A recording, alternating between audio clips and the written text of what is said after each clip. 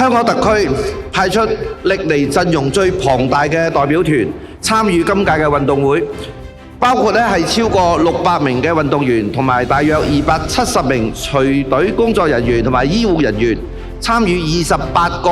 競賽嘅項目，並且喺其中7個項目取得9金2銀8銅，一共19面嘅獎牌，展現咗運動員出色嘅競技水平同埋拼搏精神，更加創下咗香港特區參加全運會嘅最佳成績，令我哋深感自豪。我同廣大市民一樣，賽事期間無論係喺現場觀賞或者係透過電視直播，每當見到港隊健兒全力以赴展示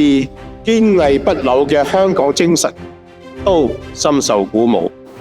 為表揚一眾港將嘅卓越表現，我哋今日透過賽馬會優秀運動員獎勵計劃，向全運獎牌得主頒發超過1100萬嘅港元獎金，